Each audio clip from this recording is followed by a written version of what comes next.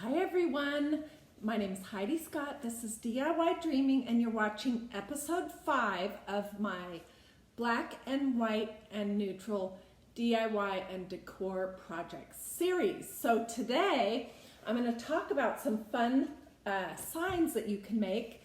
I'm going to show you 3 different styles, and I'm going to possibly demonstrate how you actually do one of them because they're kind of different. So let's start with this one.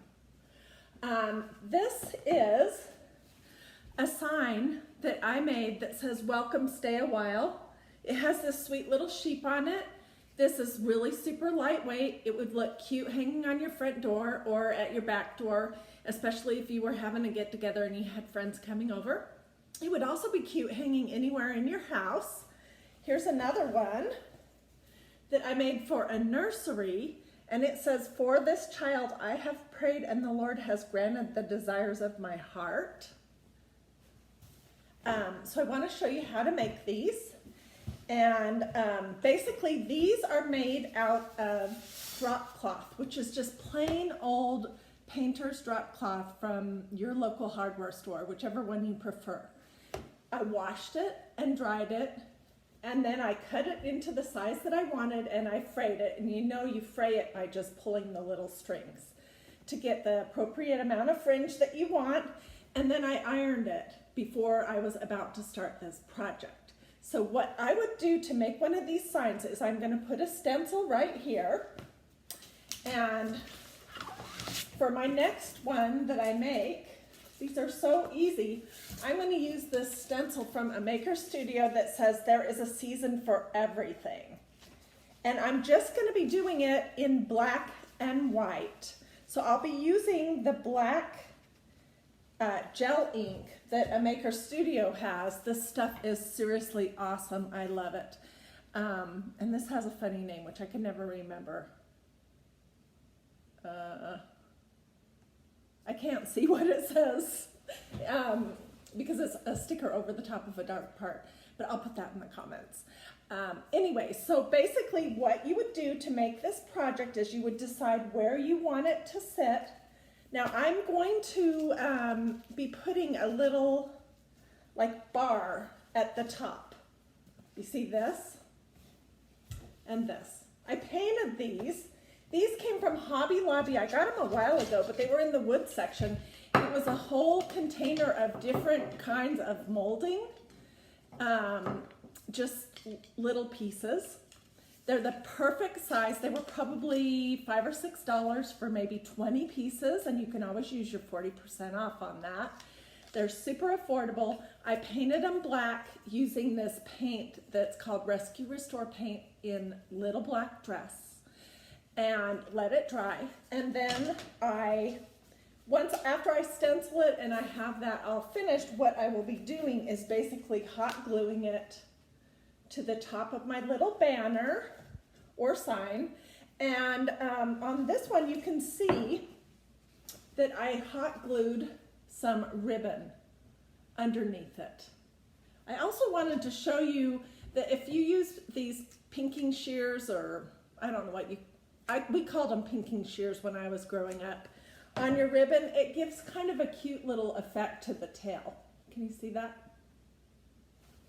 So I would choose which piece of this I wanted, hot glue it after my stencil is removed and the ink is dried, and I could put any kind of black and white ribbon that I wanted underneath it, or I could use a small string like I did on this one if I wanted to just hang it, you know, with a nail or a push pin. And this is just some of that wrapping ribbon stuff that's black and white. It comes also in the red and white. And I just hot glued that underneath the little piece of wood at the top. So cute. Oh my gosh. So these things cost me probably less than $2 a piece to make. And I think for time's sake, I'm not going to show you how to actually do the stencil. It's pretty basic. You squeeze the ink that you want out onto a spreader, and the spreaders come like this. size, and I like to cut them into 3 or 4 smaller pieces. You guys, if you decide to place an order with the Maker Studio, you should order 3 or 4 of these. They're 50 cents a piece, and they're so handy for just about any kind of DIY project that you're going to want to do. So you just squeeze out onto your little spreader the amount of gel ink that you want. Lay your stencil down, smooth it out, get it, you know, eyeball it roughly, and then you literally just push it through the holes on the stencil. People tell me all the time, I'm not crafty, I'm not artistic, I couldn't do this kind of stuff. And I think, well, could you put some ink on the bottom of a spreader and push it through the holes in a stencil? Yeah, I think you probably could. So anyways, this is a fun project. I'm going to be making lots of these this fall. Probably as just little gifts for my friends and people that I'm coming into contact with. Hey Rita, hey Norma Jean, hey Tanya. If you guys have questions or comments or suggestions, please feel free to put them in the comments. Okay, so that was the first thing I wanted to show you. Oh, and I did want to mention 2 other things. This gel ink is permanent. To make it, you know, fully permanent so you could wash it, you just need to let it dry for about 2 hours and then heat set it with a hot iron. So you're just going to go over it with a hot iron for about 2 minutes, and then it's permanent. That was one thing I wanted to mention. And then also I wanted to mention that when you're doing a stencil on fabric, you can always need to make sure that there's something underneath it, because depending on how thick or thin the fabric is, let me show you with this. This is a project I'm working on right now. The ink will go through. This is a dish towel that I'm making. I'm going to probably put some kind of cute saying up here. And it has just a bunch of the forks and knives and spoons from the place setting stencil.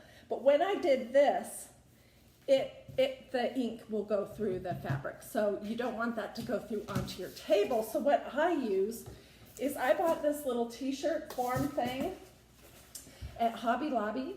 It was $1.99. And I just pull this out and use it over and over and over and over again. And it gives a nice firm surface to work with. So those are the 2 things I wanted to mention about that project. Next, I want to show you another kind of fun thing that you could do with either canvas, or you could also do it with the painter's drop cloth fabric.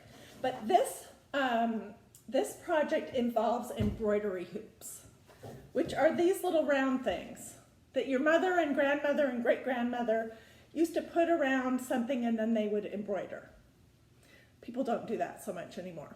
Anyways, I just bought some canvas fabric. I think I got it at Michael's, and I got these embroidery hoops at Michael's also. They're super inexpensive. And I figured out, I put the hoop over my fabric to see how much space I had. And then I took my hoop away and I stenciled it. And this one I stenciled with that same stencil that I've showed you a few other times that says, "Welcome, stay a while." And then it has this cool little garland on it. Then, just for fun, I hot glued a black button on there.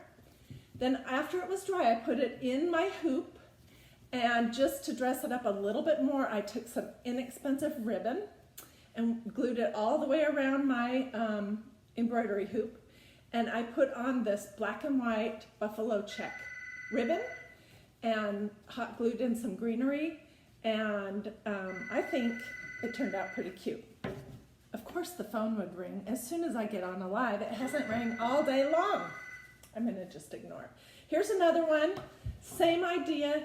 For this one I used this stencil that you can get from a Maker Studio that says "Gather."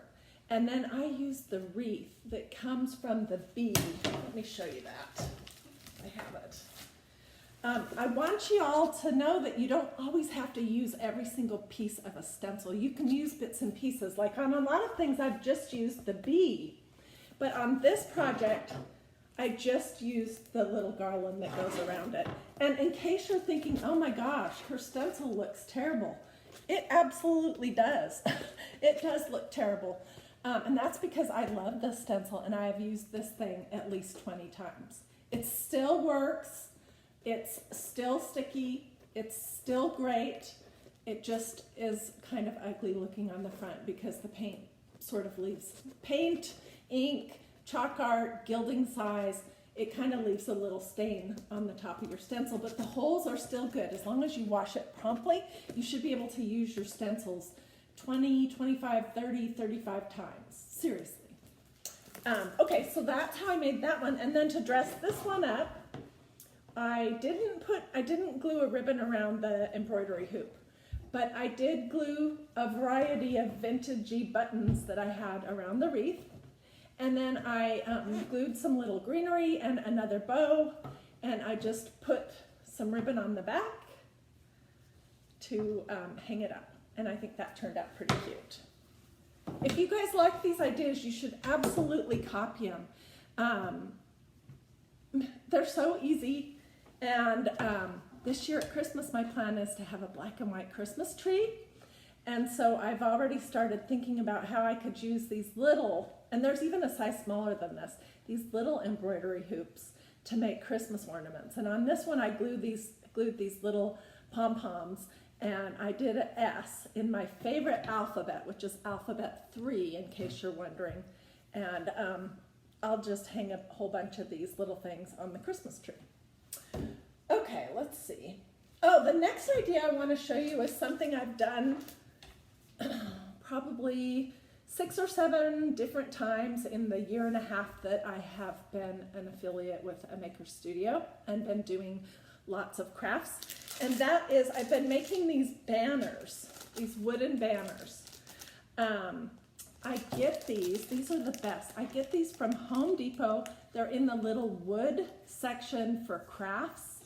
If your Home Depot doesn't have it, you should look online and see. They have some wooden trays, wooden crates, some funny little wooden shapes. And anyways, it comes like this. I want to let you see what the packaging looks like in case you want to try to find this. It has 7 pieces of wood in it and 1 piece of jute that you're going to string it. And I've done this, oh my gosh, in navy, in neutral, in gray, in black. I've done them for different holidays, different seasons. And the one I just made for this series is, of course, in black and white.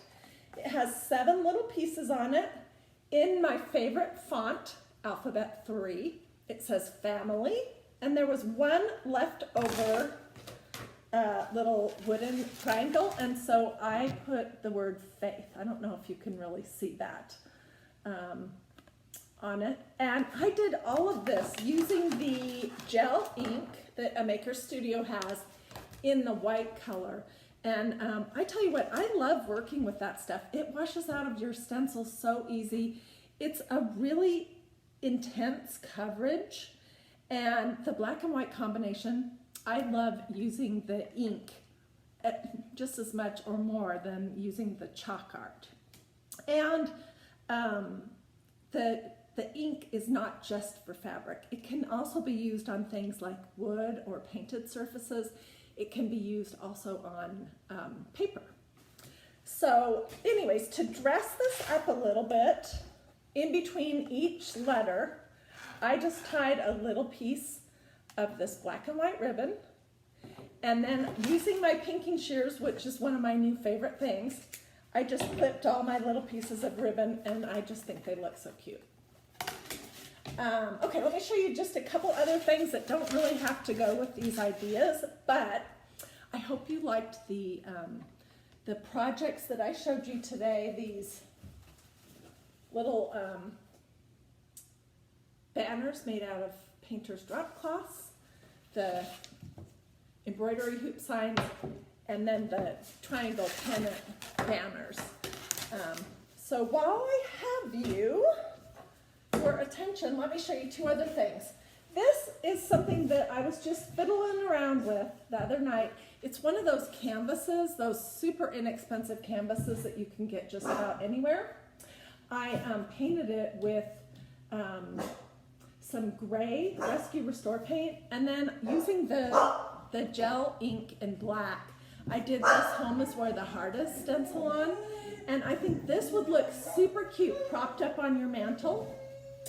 I also made this one. I love how this turned out.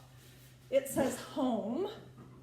This is just a piece of wood from the hardware store that, hey girls, stop, that I painted and then stenciled using the gel art ink in white on this also. Over my shoulder, you can see what I have on my mantle right now is a sign that says welcome, and it has the bee with the wreath in it.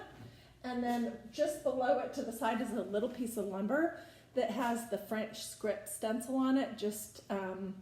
I just think things look better when they're not just one solid thing. And then in a few minutes, I'll go put my banner back up. I also wanted to tell you this fun idea that I just sort of stumbled onto years ago. When I was thinking about my Christmas stockings, I decided that I wanted to screw some of those cup hooks underneath my mantle. And you can't see them because there's a little ridge. So I put 5 of them in there. We use them, I never take them out. You can't really see them.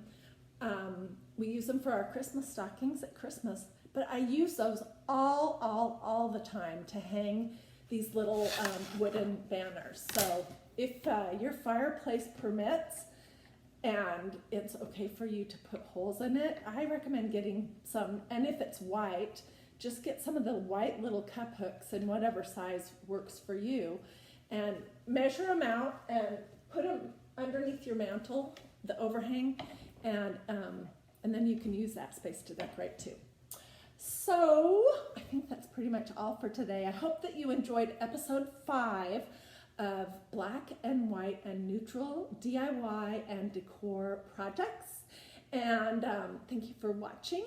And as always, if you have questions about anything, if you need help with a project that you're working on, or you're not sure if you could combine 2 different things, I mean, just about anything related to DIY, feel free to ask me. You can leave me a message. You can reach out to me through social media, and I would be glad to help you. So I have lots of ideas that I am DIY dreaming up for next time, and I hope that you will join me on episode 6. Thanks.